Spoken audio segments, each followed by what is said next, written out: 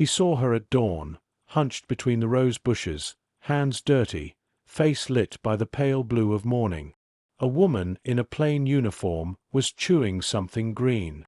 Blades of grass hung at the corner of her mouth. He stepped out without meaning to. A man in a tailored coat doesn't expect to find a housekeeper eating grass. He approached slowly. "Excuse me," he said. She wiped her mouth and straightened. "I'm sorry, sir. I was just—" She smiled an apologetic, practiced smile. "My boy likes the green stuff," she said. "He thinks it's lettuce. He asks for it, and I can't always give him real lettuce. This keeps him quiet until I can get him something better." "You eat it so he won't be hungry?" he asked, bewildered. "Sometimes," she said simply. "It stops the gnawing. I chew to make the hunger feel less. I save what I can for him." Her name was Amina. Her son was 7 and had a cough that woke him at night. The clinic had given them some medicine, but not enough. She worked double shifts, sewed at night, and saved every cent, yet bills and tests and the prices of medicine outpaced her. She did not want charity, she wanted dignity. She had lost jobs for asking for too much sympathy before, so she kept quiet and pretended to manage. He had spent his life building companies, giving to foundations, speaking at galas. He had given money, yes, but he had not seen the small calculations that make a person choose to chew grass in a garden rather than ask for a sandwich. Sitting on the stone bench by the fountain, he felt suddenly ashamed of the distance his wealth had created. "Why didn't you tell us?" he asked, and heard how clumsy the question sounded. "I didn't want pity," she said. "My son sees me work. If I bring him food from the house, he'll think I failed him. He respects work. He looks at me like I'm keeping promises. I couldn't let him see me take from strangers." Her pride was a quiet thing. He realized that his philanthropic gestures had been loud and public, but not always useful where people actually lived. He had given in ways that made good press, but never sat on a bench in the garden and listened to a mother explain how she fed her child with weeds to save coins for medicine. "Let me help," he said. "Not with speeches. Let me pay for his tests and medicine. Let me set up something to help your family directly." She hesitated. She worried about losing her job, about the boy being embarrassed, about pride. He promised privacy and practical help.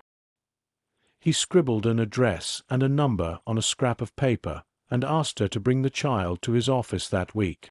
The clinic smelled of disinfectant and boiled vegetables. Amina sat in a stiff plastic chair, the boy leaning against her, tiny and wary. The doctor ran tests that Amina had been avoiding because of cost. The results were clear: a chronic respiratory infection worsened by malnutrition. The medicine would work, but only if the child ate properly and received follow-up care. It was fixable with money and steady attention, not gala speeches. He rearranged his calendar. He interviewed staff quietly to learn who among them had unpaid bills or sick relatives. He asked the household manager to create an anonymous emergency fund and to prepare small lunch parcels for anyone who needed them. The manager, skeptical at first, agreed when he saw the seriousness in the man's voice. There were small, awkward steps. Some assumed the program was a publicity stunt. He insisted on anonymity. The nurses' visits would be scheduled between appointments. The parcels would be kept in a locked box for discretion. The box became a quiet symbol, a safe place to take food without questions. He visited the clinic often, learning to look ordinary. Amina never made a scene. Once in a corridor, she asked softly how she could ever repay him. "Keep your son smiling," he said, because there was nothing greater that she could do in return. As the boy mended, life shifted in small domestic ways.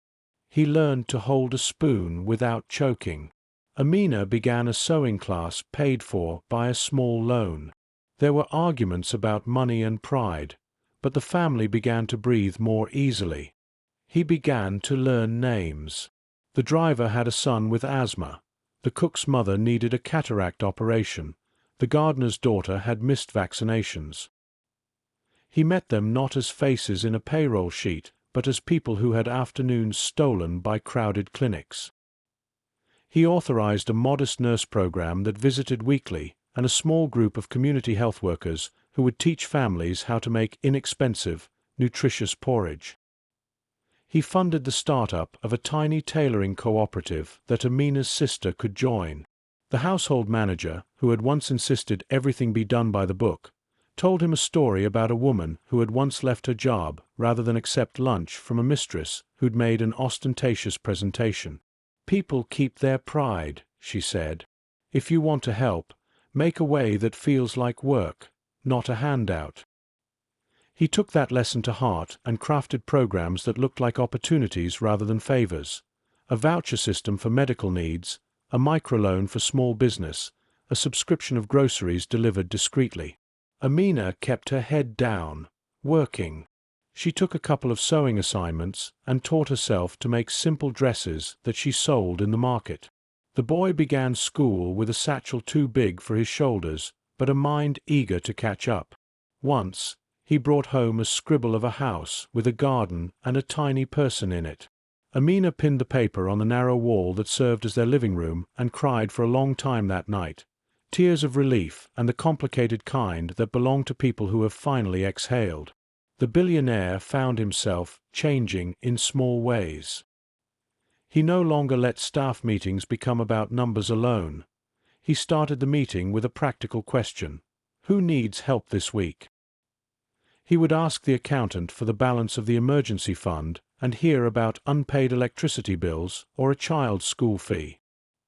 He learned names, and with them, responsibility grew not as a show but as part of a daily rhythm. One afternoon, the boy ran to show him a school project. He was proud and unself-conscious, pointing at his clumsy cutouts. The man who had once lived in glass towers laughed and crouched to explain a thing or two about glue and scissors. That laugh was not staged. It came from someone who had been given a new part to play. He received short notes sometimes, a single line that read "Thank you." Other times there were no notes, only small signs: a sandwich gone from the box, a nurse's report, a child's cough softening. He learned patience by waiting for these tiny proofs. On the morning the boy stood at the gate with a backpack. He bit into a sandwich and smiled at the man who watched. The grin lodged in the billionaire's throat like water rising to the surface. He sat on a bench and cried, quietly. The tears were private and sudden, for all the mornings he'd not stepped out of his car, and for the many small needs he'd filed away to deal with later. After that, he changed how his philanthropy worked. Big projects remained, but he also created a team to audit the daily welfare of people in his employ. They delivered grocery vouchers, arranged transportation for odd hours, and set up a small medical fund. These changes cost less than he had imagined and made lives safer in ways a press release couldn't. Years later, the boy would remember the man on the bench as the one who gave him back his mornings. Amina would remember the moment someone saw her as a human, not a number. He would remember the grass, not as shame, but as a mother's stubborn way of protecting her children. Sometimes, in the quiet of his office, he pictured the blade of grass she had chewed. It was absurd, but it had weight. The grass had been her private proof that she could still do something for her child.